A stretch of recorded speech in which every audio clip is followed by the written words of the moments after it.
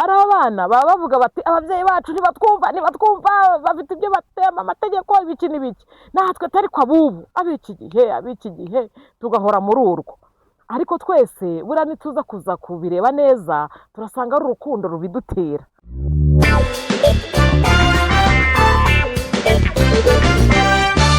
ikaze muri Genbridge Talk. Twishimiye kuba ahangaha aka kanya. Mwarakoze cyane abari kudukurikira bafashe umwanya wo kudukurikira. Amazina ni Kimenyi Valentin, sindi jyenyine rero ndi kumwe n'umutumirwa wacu. Reka atwibwire. Murakoze, amazina nitwa Niyigena Esperance. Mwantumiye nk'umubyeyi, ndi umubyeyi, nkaba n'umurezi, ndetse mu buzima busanzwe ndi n'umukansara cyangwa se bita abajyanama mu by'ubuzima bwo mu mutwe. Ubwo murabyumvise ko dufite umushyitsi kandi w'impuguke mu bijyanye n'ubuzima bwo mu mutwe.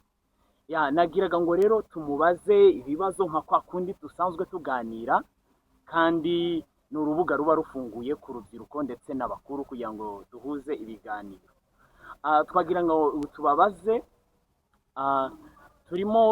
twatangiye umushinga ujyanye n'ibiganiro no gushyiraho urubuga rw'ibiganiro kugira ngo abakuru n'abato bisangemo kandi bahuze ibiganiro.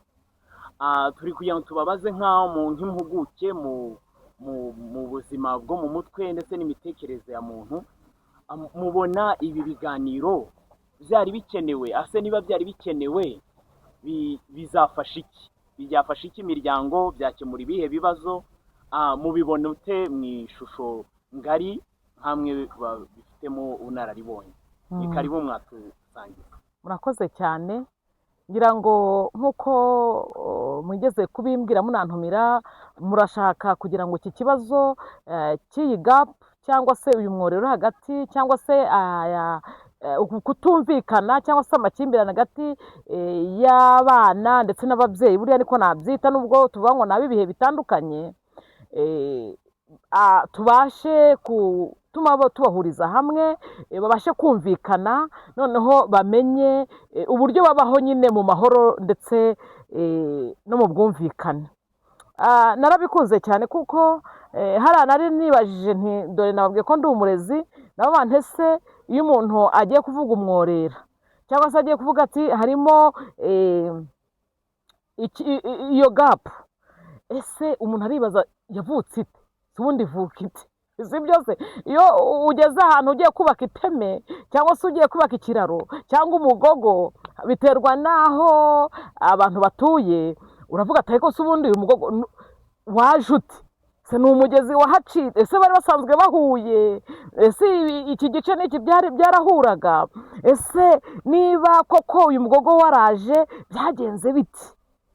Ese ubundi abahanyuraga, ese kugira ngo hano na hano bihure ubundi bahanyuraga bate? Bitwazaga ubuhe buryo? Bambukaga n'ubwato? Basimbukaga? bogaga? Bagendaga mu mazi? Byari bimeze biti? Ese ni izihe ngorane byabateye? kuko ugiye kubaka ikiraro ugomba kumenya ni izihe ngorane byabateraga, ni ubuhe buryo bakoreshaga kugira ngo bahure. noneho ugatekereza ati ese ni ibiki nkeneye? ubwo ngira ngo nibyo mugiye kuzajya mukora, ni ibiki nkeneye?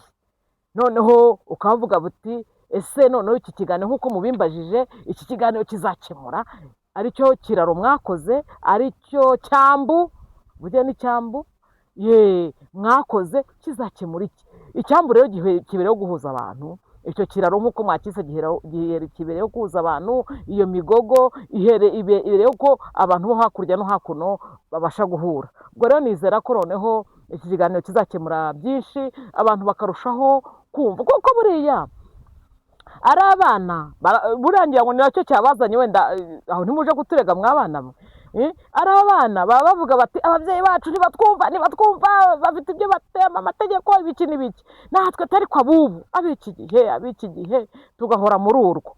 ariko twese buriya nituza kuza kubireba neza turasanga ari urukundo rubidutera.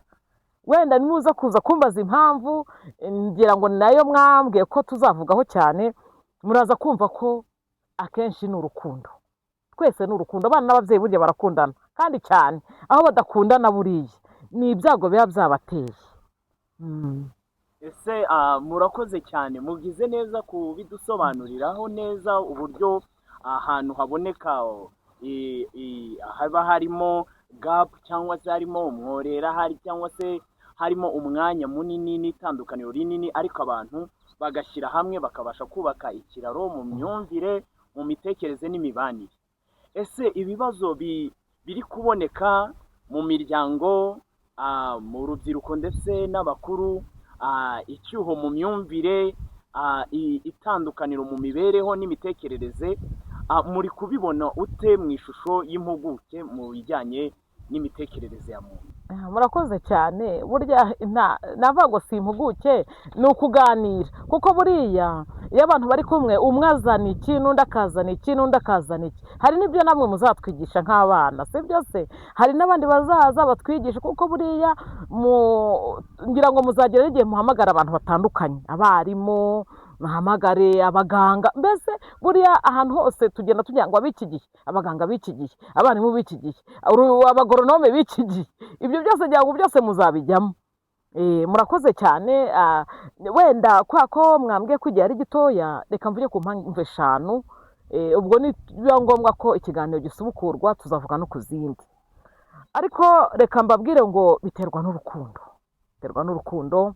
Ababyeyi bakunda abana babo cyane, ndetse bakanabahangayikira cyane, ndetse bikanarenga. Murabizi rero ko ikintu cyose iyo kirenze hari igihe gikurura ibintu bitari byiza. Kuko nk'umubyeyi iyo afite umwana, hari igihe tugira urukundo tukikunda mu mwana. Kwikunda mu mwana muri kubyumva, nkumva ko umwana wanjye ari njyewe. Umwana wanjye ni njyewe, umwana wanjye ni njyewe. Ni ukuvuga ngo uko nshaka kumera, uko nifata, ndashaka ko n'umwana wanjye ariko amera, kandi umwana wanjye nawe yavukanye ubuzima bwe bwite. Afite imibereho, afite amateka ye, afite uburyo Imana ye yaremye ubwonko bwe, afite personality. Nubwo hari icyo ngiye namuhayeho ku myitwarire n'imico, ariko hari indi ye y'umwihariko afite. Noneho rero ngiye ngashaka ko aba njyewe, kandi ngashaka nyine ko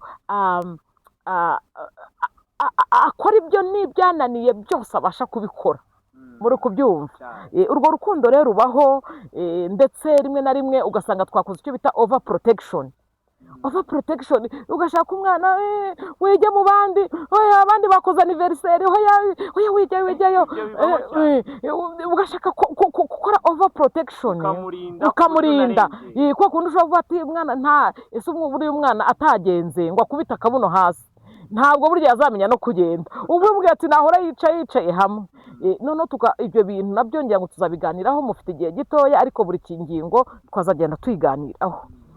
Ikindi, hari igihe ababyeyi bashaka ko abana babo basoza inzozi batasojeje.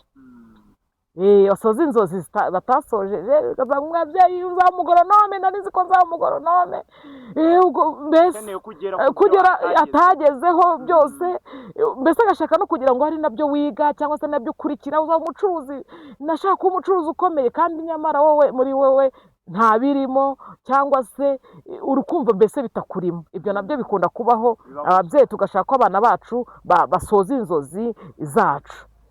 Noneho rimwe na rimwe ugasanga nyine rimwe na rimwe n'abana baba victime ibikomere byacu.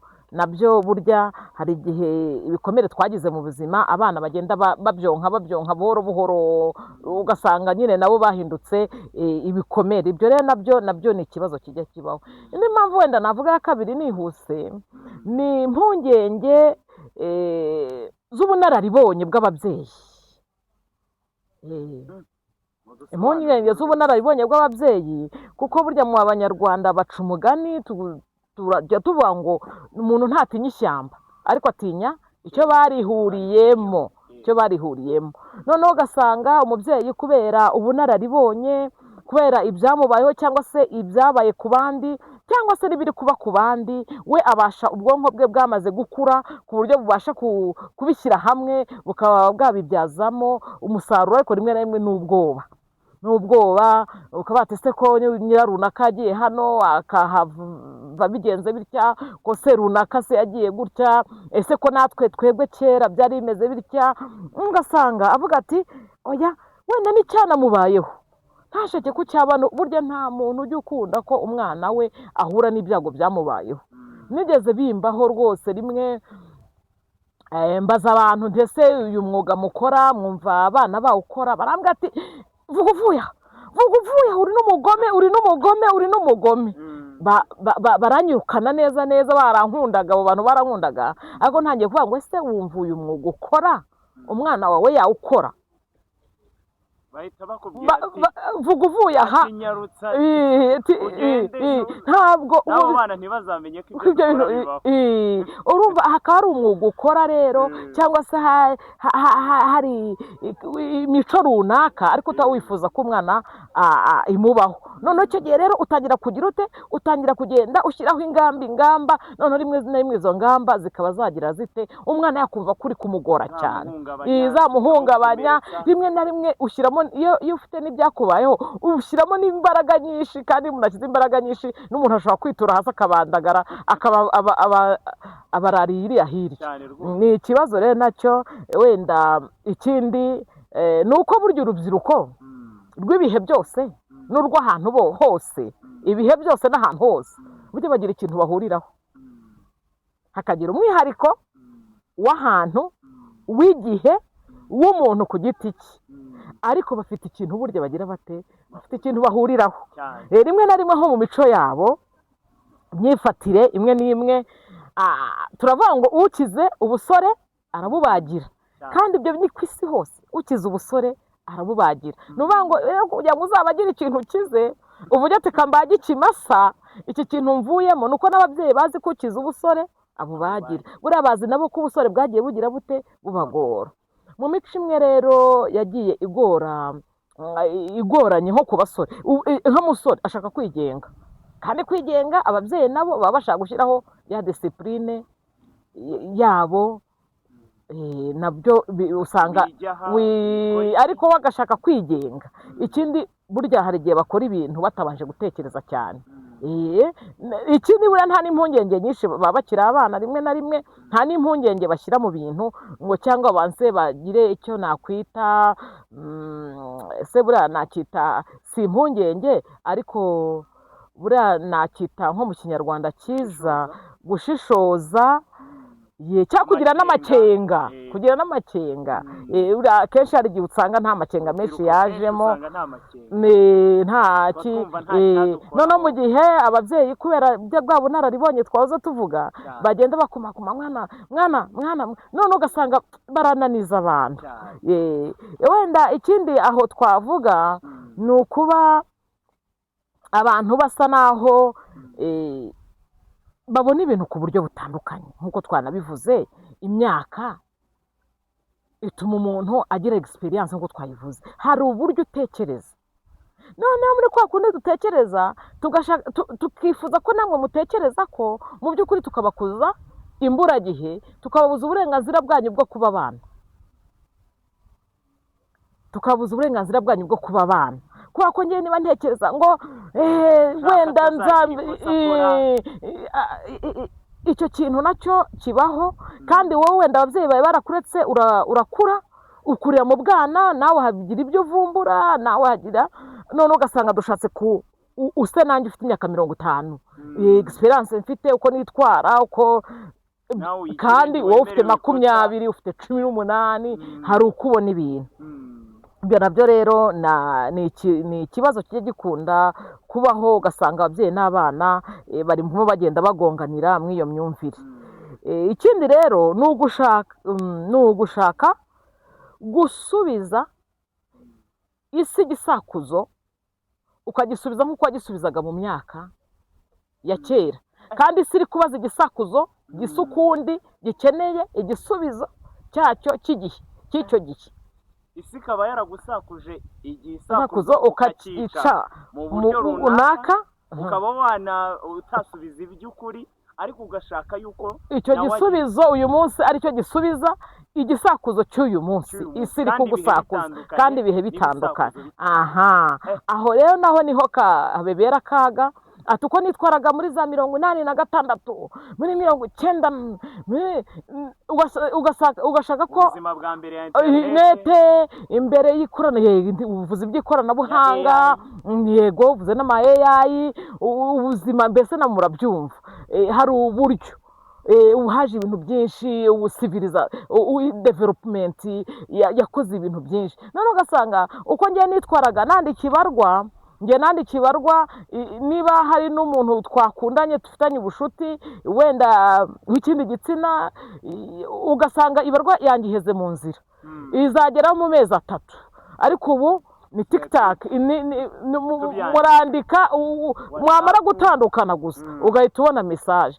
Ubwo rero bikeneye ko igisubizo ugiye gutanga gitandukana n'icyanjye wa cyagihe nandikaga ngashyiraho post ntuza ngashyira bikagenda. Urumva ko ni ikibazo gikomeye. Ni ukuvuga ngo rero wenda tuzagenda tubigarukaho nimudutumira, tuzajya tubigaruka mu buryo burambuye. Ubu muba mufite igihe gitoya, ariko icyo kintu cyo kuvuga ngo noneho ubwo tuzanareba ese ni izihe ngamba ababyeyi bafata, kuko ababyeyi bagomba kuba update, bagomba kugenda n'igihe, bagomba kugendana n'igihe ku buryo babasha gufasha abana. Niyo bashaka no kubafasha, babafasha gusubiza ibisubizo bijyanye n'ibisakuzo cyangwa n'ibibazo isi iri kubabaza. Murakoze cyane, mufite igihe gitoya ko tuzagaruka, kandi abatwumva bose ndabaramukije. Bajya bambwira ngo simbaramutsa, abagiye banyumva kuri Radio Rwanda ndabaramukije, abo twakoranye mu matsinda hirya no hino ndabaramukije, abo nagiye mpugura ndabaramukije, abanyeshuri nigishije muri primaire, abo nigishije muri gardienne, muri segonderi, abo twabanye muri kaminuza, bose ndabaramutsa. Imana ibahe umugisha. Arakoze cyane. Ni Madame Esperance, akaba ari umubyeyi kandi akaba ari n'impuguke mu bijyanye n'imitekerereze ya muntu n'ubuzima bwo mu mutwe. Akaba yarabaye umurezi, n'ubu aracyari umurezi. Mwumvishe ko abizi neza, kandi yakoze mu bikorwa bitandukanye, imishinga itandukanye yo gufasha urubyiruko, ndetse mwumvishe ko afite ubunararibonye. Tuzamugarura rero tubwire, mwumvishe ko hari byinshi asorejeho birushaho kuryoha, uburyo ababyeyi basaba abana gusubiza ibisakuzo by'igihe cyabo, ariko bakabisubiza mu gihe cy'iki gihe, kandi ibisakuzo atari bimwe, ugasanga biteje impaka. Azagaruka rero atubwira n'ingamba n'uko twagakwiye kwitwara. Ni Genbridge Talk, nakagaruka rwose. Stay tuned, remember to subscribe, like, comment and share, kugira ngo dukomeze duteze imbere ikiganiro cyacu. Nadusezereho rero, turamukunda cyane. Murakoze cyane, murakoze. Abantu bajyaga bakunda kuvuga ngo se ko twumva kuri radio, noneho naje. Murakoze cyane. Merci beaucoup. Yeah.